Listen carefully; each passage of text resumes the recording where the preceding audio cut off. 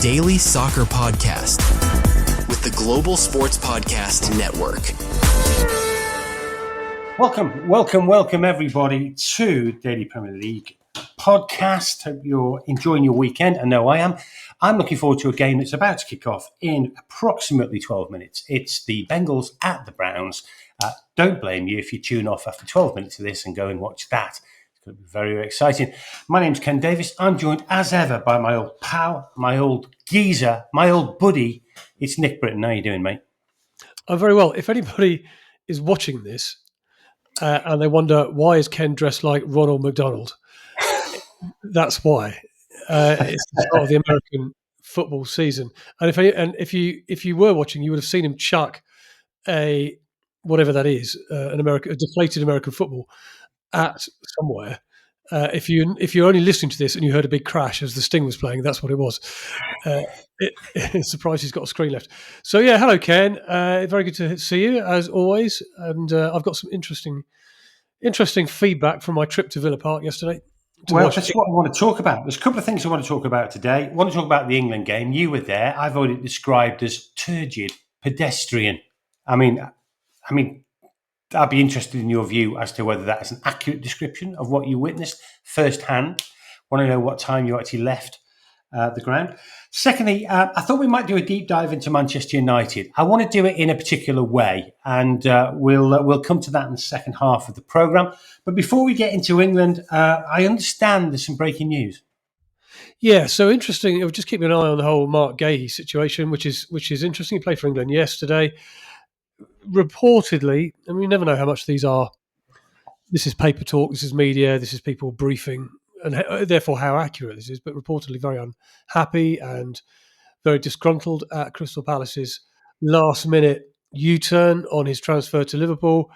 We've talked about it a lot, Ken. News today in the papers saying that Liverpool will not be going back in for Mark Gehi in January, and they would much rather wait to try and get him as a free agent in the summer. Now, that makes sense to me, unless, of course, Virgil van Dijk gets injured or something happens. They've got quite a few centre-halves. They've got Virgil van Dijk, they've got Konate, they've got Gomez. They've just signed an 18-year-old lad who's a centre-half as well. So they're not short in that department. But Gehi would be a brilliant acquisition. But I can see why they want to just wait till the end of the season and get him for nothing. But I wonder if it is a big if, but if they get an injury to Van Dijk or something like that, maybe it'll force their hand to go back into in January. But yeah, news today, they're not really prepared to at the moment. You just commented before we started on what I was wearing. Yours looks like a nun's outfit from where I'm sitting. Looks like you're wearing some kind of nun dress. Yeah, it's just a dirty habit I've got. Is it? And it's a Sunday as well. Anyway.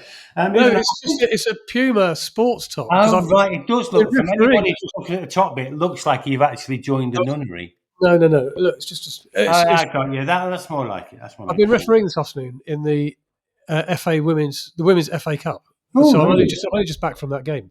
So yeah, this is my top that I went to and returned from the game. Is that why you're dressed like a woman? Anyway, no. Moving on.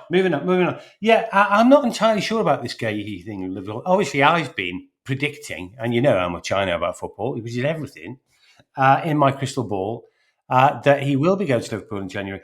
I think he will. And I don't think the issue is Van Dijk getting injured. I think the issue is Konate's form. Well, yeah. Konate's been rotten, to be honest, in the first 3 games. It's only 3 games in. I know. He wasn't rotten against Arsenal. He kept Gyökeres very quiet. That is my point. If Konate continues to struggle, I think they'll be in. If he doesn't, and if he has a very, very good next 3 months, you may well could be right. But of course, if they leave the window open until the end of the season, I mean, anybody could go for him. I mean, anyone could go for him in January. But I think Liverpool have a head start. I think they may take advantage of that. Okay. Second thing is Onana seems to be the stories that Onana is looking at a loan deal to go to Turkey, Trabzonspor. Probably a good thing, let's be honest. No surprise whatsoever. It just makes perfect sense. They brought in Sene Lamans, who's going to take the number one spot, at least for the time being. Onana, is he number 2? Is he number 3? We don't know. It doesn't surprise me that he's on his way. He'll want to play football. He's probably good enough to be a number one somewhere. Not really in the Premier League, not really for Manchester United. So, yeah, the fact he's leaving doesn't surprise me in the slightest. No, but just open the way for Lamans. I think Lamans will be number one. The reason why they've gone out and signed Lamans is because they've had to, because Onana and Bioniq have been rubbish at the start of the season.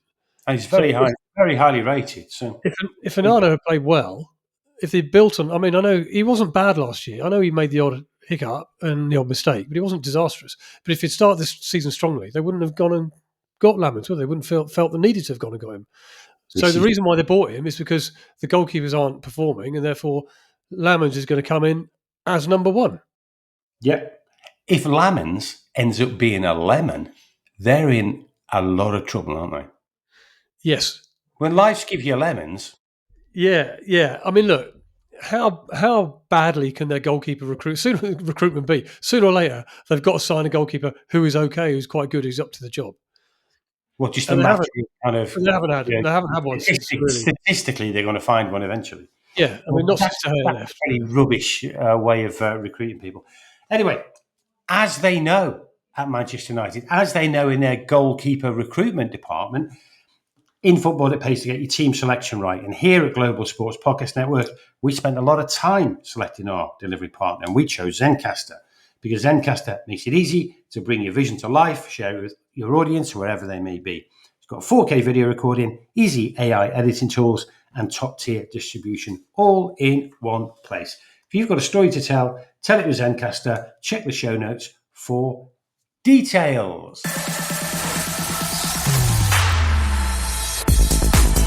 Your daily soccer podcast with the Global Sports Podcast Network. Right. Yesterday, I went shopping. I walked around Sainsbury's for a couple of hours. The most boring couple of hours I thought I could spend on a Saturday. I was wrong. I understand that was all happening at Villa Park. Nick, you were there. Can you report on the disaster, the pedestrian turgidness that you witnessed? I had a really, really nice lunch in Birmingham. And that was about as good as it got. The rest of it was a bit of, look, we could get to the game. Let's get to the game. The rest of it, I don't know. Villa Park is not really set up for. I don't think Villa Park's set up for international football. I don't even think it's set up for football generally. It's just impossible. It's just an impossible place to get in and out of. Train wise, because unless you live in Birmingham. So we got the train down from Derby, which was rammed. So you're literally like a sardine, unable to breathe. Then we had a nice lunch and a couple of pints in Birmingham. It was lovely, and then the train out to Witton, which is near the stadium. Yeah, way outside the city. Like sardines. You're walking through streets. It's not a nice area. The stadium feels really old. If I'm honest with you, there's no leg room. This concourse is dead small and cramped. It just wasn't a pleasant experience. Wow. But the football was dreadful. It was a really poor game. I thought, but the football was great. But no, it wasn't. The football was just got worse. No, don't get me wrong. I had a great day out. It was good. It's always good fun. It was a good day out. Yeah, it's good. Every day out is a good day out. But but yeah, it was. I just thought they were just so disappointing because it was just sideways, backwards, sideways, and you're just thinking, for goodness sake, can somebody just take a risk? But I'm going to prove to you what an absolute football genius I am. If I may. So sort of whatever it was, 65 to 70 minutes of this rubbish had elapsed. And Reece James, who's the right back, plays for Chelsea, got the ball in the attacking third for the umpteenth time. Umpteenth time. And for the umpteenth time, when he got the ball, instead of trying to take his fullback on or making half a yard for himself and getting a cross in or looking to make something happen, he just passed it straight back. Passed it back to whichever midfielder passed it to him. Didn't take any responsibility. Didn't try and make anything happen. And I at that stage, I said to my wife, I've had enough of this. I've absolutely had enough. Why can't he just whip the ball in and try and see what happens? Because we've got good strikers, Andorra were defending well, but they'd already They're scored one Andorra. goal. You just don't They know. are Andorra. Yeah, you just don't know what's going to happen. Yeah, exactly. Yeah. Within about 5 seconds of that happening, he got the ball back from whichever midfielder he passed it back to, whipped it across, and Declan Rice headed it in. And Yeah. it just proves that I am a football genius, and I knew exactly what I was talking about because. Right. Well, congratulations. Good. And Maybe we need you in place of Tuchel. Well, It's I just interesting. can't believe the amount of. I mean, I hear Thomas Tuchel after the game, right?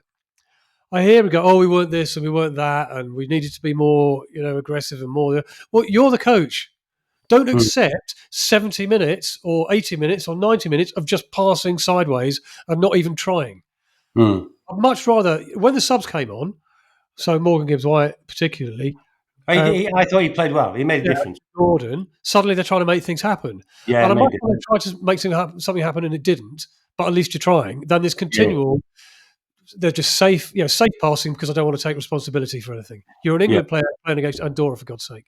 Yeah, it was pretty pathetic. I'm not going to lie, and not many players came out of it with that much credit. As I say, Reece James was just doing a nutting because most of our attacks went down the right hand side.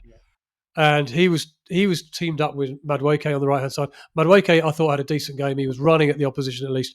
Again, he was we had nothing else to do, to be honest. Yeah, well, this is it. Yeah, on the other side, Rashford. Absolutely no. Oh, Rashford. I mean, that was a question I was going to ask. I mean, Rashford, why? I mean, what has Rashford done to kind of deserve an England play? No, nothing. He hasn't done anything to deserve his spot in the England team, and I'll be surprised if we see him back anytime soon in any other capacity other than an impact sub. I hope you're right. I don't see why we were playing. So I thought Eze had a disappointing game. I was really looking forward to seeing him play. I don't think that number 10 slot suits him because he is operating in an area where he's got 9 yellow shirts around him at all time, and his strength is maybe coming from deep, running at players and all that. So he didn't, and he missed a couple of very presentable opportunities to score. Who else? You can just go through the whole team. How was Kane? I mean, Kane looked a bit. You know what? I spent about 10 minutes the second half because I was behind the goal that England were attacking in the second half, and I spent about 10 minutes just watching Kane because, to be honest, there was no point. There's nothing else. And I felt sorry for him because his movement was really good. He was fine. He constantly. He never ever allowed himself to be marked. He was always taking up positions. He was always on the move and taking up positions in between the centre halves. Yeah. And I was saying to my wife, why on earth are we not just getting balls into his feet? Why is it constantly side to side to side, backwards, side to side, backwards? Why are we not playing through the middle, get balls into his feet, get Eze playing off him? And he barely touched the ball. I think 12 touches throughout the entire game. And I saw one saying, "Oh, is this poorest game for England?" It wasn't because nobody gave him the ball. Literally nobody passed to him. It was infuriating. I did watch on the TV, and there seemed to be plenty of runs being made, but no balls being passed into the space. There's no correct. It was just, actually, do I try and take a risk and play that ball in, but it might go wrong, it might go right, or do I actually play a simple ball and keep it safe to my teammate 5 meters away from me, and nothing is achieved? It was just that. It's not surprising. It's not surprising that within about 15 minutes to go, Villa Park was virtually empty. I saw that, and I don't blame him. They want to get away early, and you need to get away early from Villa Park. One of the things that Tuchel kind of promised when he came into the job, was urgency and aggression and the press and dynamism, and we've seen none of that, have we? I mean, we've seen 5 games under Tuchel now, four qualification games and 1 against Senegal. Interesting point. Obviously, we've won all 4 qualification games, but they're against Andorra. It doesn't matter. It just doesn't matter, because they're games that you could put your B team or your under-21s out and expect to win. Well, this is it. So it's there's an argument. There's 2 arguments here. There's an argument to say Tuchel. Well, you can't really judge Tuchel because he's won every game. What can you do? You can only beat who's put in front of you. But equally, you are expected to beat St. Patrick's under 11s by more than 1-0 if you're the England team. I would rather just see us 1-0, but really fly at them and really try stuff and be inventive and this, that, and the other, rather than win 2-0, as we did yesterday, and learn nothing. We didn't learn anything from. Well, I'll tell you what we did. I'll tell you what we did learn. We learned one thing, and that is Elliot Anderson was our best player on debut. Yeah. He was excellent. He was the man of the match for England. He had a really good game. So he showed he's got it in him. All right, we haven't seen him against better opposition, but he played really, really well. Final thing on this, just what does worry about England, and we're going to get a proper test of England on Tuesday. I'm interested in the Serbia game. I think it's going to be a really interesting game. England beat Andorra twice. Andorra 174th in the rankings. They beat Latvia 137th. They beat Albania 68th. They lost to Senegal, who are 18th. That's the test. They lost to a top 20 team. Just in other context, in terms of the games that were being played on that day, Portugal beat Armenia 5-0 away. That was they're 105th in the world. Bosnia beat San Marino 6-0 away. They're 204th. Italy beat Estonia 126th, 5-0. Iceland beat Azerbaijan 122nd in the world, 5-0. They seem to be able to do it. We can't do it. And I'm interested as to why we can't do it when they can. Well, it's quite plain to see when you watched the game yesterday, which was at home in front of your home crowd, why they couldn't do it. There were two reasons, really. One is Andorra just put 11 men behind the ball, and even if you are part-time players, So did San Marino, to be honest. I would imagine against. But even if you're part-time players, or you're way below the level of your opponents, you're still a human being, and human beings are still made of matter that you can't kick a football through. So if you just refuse to leave your own penalty area and just stand there, you can't have footballs kicked through you. And they defended really, really well. That's all. So there is that. There is an element of that, but also there's an element of we didn't play anywhere near the way those 11 players, Premier League players, and can do. Yeah. There was no invention. It was literally just here one tactic, side to side, side to side to side. Nothing different, nothing unusual. Rashford had a couple of good runs. Madueke had a couple of good runs. We created 2 or 3 more opportunities. Elliot Anderson, how he's missed a completely open goal is beyond me. Put it down to a good save if you want, but he's missed a completely open goal. Eze's missed a couple. It could have been 5 if we'd taken our chances. It wasn't like we weren't creating, but the vast majority of the game was just dull because we weren't taking risks. Problem for Tuchel is creating a bit of a narrative. It could have been a completely different narrative. And in the first 5 games under Tuchel, the narrative he's created is not an energetic and dynamic England. It's a turgid and pedestrian one. That's a dangerous precedent to set. Anyway, we better move on. We used to turgid and predictable. We had all that with Gareth Southgate in the qualifiers. Yeah. So. But We'll see. The bombshell that we've learned is that human beings are made of matter.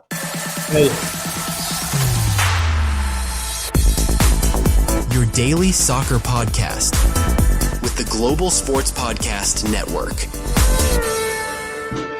Well, it's me and Nick here. We're discussing everything that matters in the world of football. I want you to go outside. I want you to go outside when this podcast is finished. Find your next door neighbours and kick footballs at them.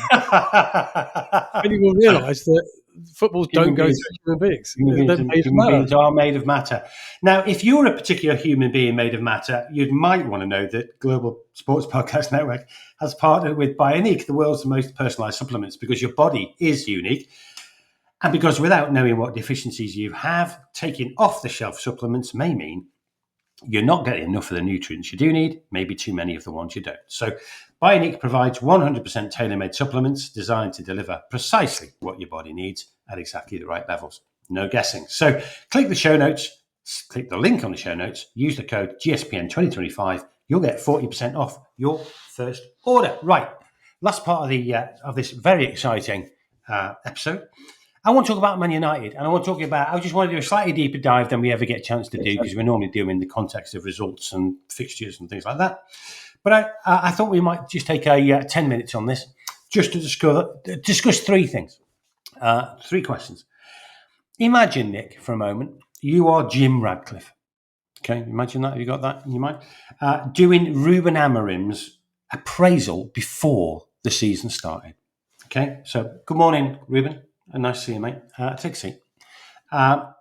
What, Jim, constitutes an acceptable season for Manchester United? What would be seen as a successful season? And what would constitute utter failure? Right. What constitutes? Remember, we're role playing, so can you do this in a Portuguese So accent? Please? was that, no? I'm Jim Radcliffe. So you've got to be Reuben Amorim. Well, Jim, Yeah. I don't. No, I'm not doing it. I'm No, just not doing it. Right, no. go on, Nick. He seems to have gone to India on his holidays and picked up a bit of a local accent there, Kenny. Right. I think what's acceptable is demonstrable signs of progress. So that's two things. That's an uptick in results from last season, but it's also an identifiable style of play. It is an ability to look at Manchester United and understand that there are stuff going on the pitch. The players know what they're meant to be doing, and signs that we're making progress. That's acceptable. Okay. Now, You wouldn't put that down to a position. You wouldn't say, actually, no, I don't think if so. we finish in the bottom half, you're in trouble. If you finish top No, half, because, we're all right. no, because you could be in You'd eighth. be all right if they finished 15th and did those things. Well, you could be in eighth going into the last game of the season and end up at 12th through no real fault of your own, other than you don't win your last game of the season. It's not. I think it's dangerous to say, "Oh, we must finish ninth, or you're out," or "We must finish," Okay. because it's you've got 19 other teams where there are invariables that you can't predict, so you can only look after yourself. So no, I wouldn't say that. Because and also seasons are defined on other stuff that's out of your control, like injuries or bad refereeing decisions or stuff. There's other stuff going on that you can't do anything about. I think if you'd finished 15th, I would imagine that they hadn't done the first part. I don't think because I think I get that. So one leads to the other. I think one would lead to the other. Okay. And it might be 11th, it might be 10th. Yeah. But if there are demonstrable signs of progress and we can see what the team's doing, they've got enough good players there to pick up results. And how would you measure progress? Well, again, two things. I think more victories, so more wins, and can we look at the team and understand what they're trying to do? Do we have a team that is fluid? Do we have a team that they all understand what they're meant to be doing? Can we see patterns of play? Do we understand? Do the players understand what they do with and without the ball, at home and away from home? They've invested heavily in their front line, so they want to see more goals out of it. They want to see a better return out of their front line than they had last season. So it's things like that. These things aren't ever, you must finish third, or you must win that, or what have you. I think this is an acceptable season. This is an acceptable line. So what constitutes a successful season? So he's literally high-fiving Reuben at the end of the season. You've done a great job, Reuben. European qualification. Yeah. Just that. Yeah. Get into Europe for next year. You've had a great season. Right. And what constitutes Sorry, go on. What constitutes a season that is sorry, Reuben, it's been delightful, but we're gonna have to make a change. What essentially is the season that means that happens? Well, if he's having that conversation, I think he'll have that conversation by Christmas because that's when by then we'll know. So a successful season is saying we've spent whatever 100 and how much did it in Bumo and Chesco and it's 180 million. So we spent 180 million, and we're just as bad as we were last season. So I think an unacceptable season is a repeat of last year. Yeah, because he's been given the tools, he's been given money to spend, he's got his players in. Yeah, so it's up to him to make it work now. And there's no signs so far, really. We were, apart from the first game when they played quite well. And lost. Real signs that it's working, but we've only had 3 games, and I'm not, Well, that kind of brings me. There's real pressure on him.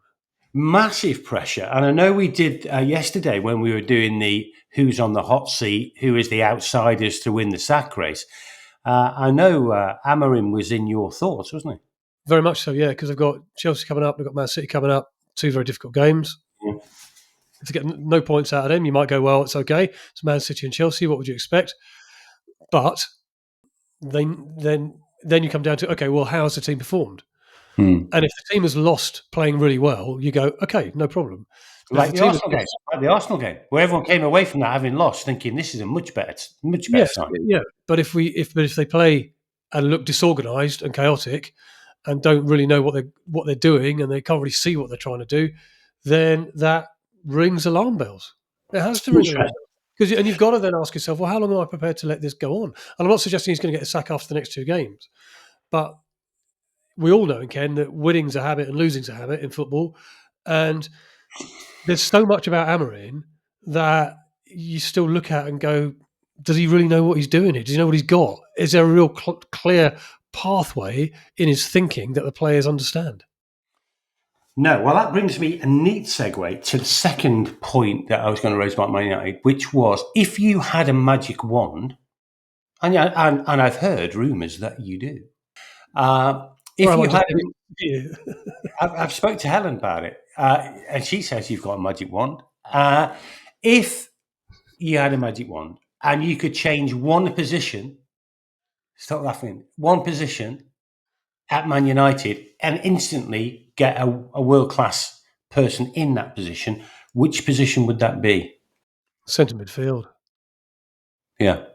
I think they still lack an absolute driving force in centre midfield. I like Bruno Fernandes, and he's got lots and lots and lots of qualities, but he's not that driving force in midfield. I don't quite. That's a good question. I mean, I could say world-class centre half, I suppose, because they still look a bit iffy at the back. They've got a goalkeeper in there. You could say world-class manager. A hot take from Nick. That's a nice one. That's an interesting one. Nick's on a bit of a roll with Amorim, I can tell. Yeah, I think they lack a defensive midfielder, actually. I think they lack an absolute classic Claude Makelele type defensive midfielder. They could release Bruno a bit further forward and all that. Someone who just stops it, distributes it, stops it, distributes it. That would be, if I was the magician of Manchester, that's what I'd be waving my wand at. Yeah, I think that's a very good call. Final question, because this is a real home. This is literally, I'm going to cross this for you to nod it in like Declan Rice, because this is absolutely your home turf, being PR guru to the stars. What PR advice would you give Reuben Amorim? Because it looks to me like he needs Nick's arm around his shoulder and a few wise words. I think he just needs to be a lot more streetwise publicly. So his public perception of him needs to change quite radically. Now, there's two things that spring to mind when we talk about this. One is his media interviews, where, in my opinion, and I know we live in an age where we feel everything's sanitized in the media, and you never get a straight interview answer out of a straight interview question. But I think he's too honest, and he speaks his mind too much. And I don't think, the comments he made the other day saying, "Oh, sometimes I hate my players, and sometimes I never want to see them, and sometimes I do like them," and all that. Like, we don't want to be hearing that from a manager of Manchester United. And he doubled down on it, didn't he? He said, "Look, I'm not going to change. I'm going to tell you exactly what I think and all that." But in the emotion of the aftermath of a Premier League game, you need a little bit of streetwiseness. And I often look at Eddie Howe as a kind of direct comparison. And he's so smart and he's so canny and he knows how to do it. He knows how to do the media. He knows how to play the media. He knows what to say. He knows, more importantly, what not to say. So there's that bit of it. And then the other bit of it, which I just think the optics look really, really bad on Amorim, is this nonsensical, ridiculous, I'm not going to watch any penalty that we get. It's random, isn't it? I don't watch throw-ins. I'm not watching corners anymore. Right, so they've had two really, really important penalties in their last two games. The first one was a penalty shootout against Grimsby, which went on well into the night. And he just sat there like a kid stuck on the naughty chair, looking down at the ground in an embarrassed manner that his team hadn't even managed to beat Grimsby. And then, just as bad, they got a penalty in the 97th minute at home to Burnley in the last Premier League game, which a lot of people were saying, "Look, lose that, mate, and you're out."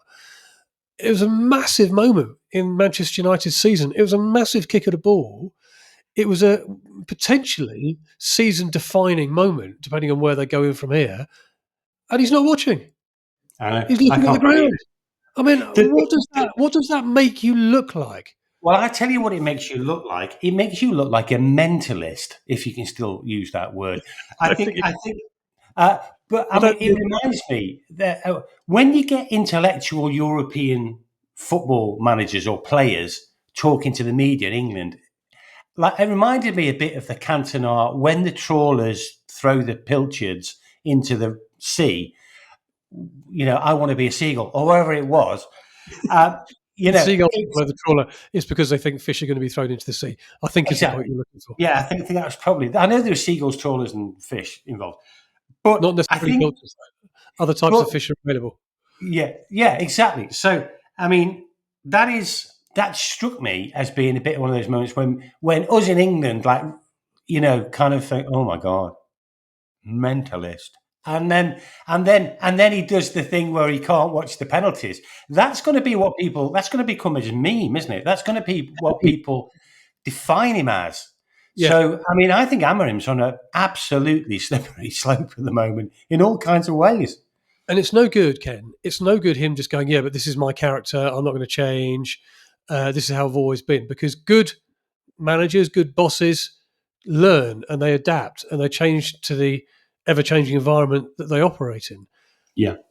He just can't get on with that at the moment. I thought after the Grimsby thing, where it was bad enough, but then I thought, okay, well, when Fernandes has that penalty to win the game and save your job, the least you could do, if you're being polite, is take the trouble to watch him. Crazy. Okay, that'll do for today. That's been a really interesting episode. If you want to get in contact with us, send us an email at dailypremierleaguepodcast@gmail.com. That's been an interesting conversation. Thank you, Nick, for your views on England and your views on Amorim. He may not be a pilchard. Let's hope he can get a tuna out of Man United. Thanks very much. See you next time.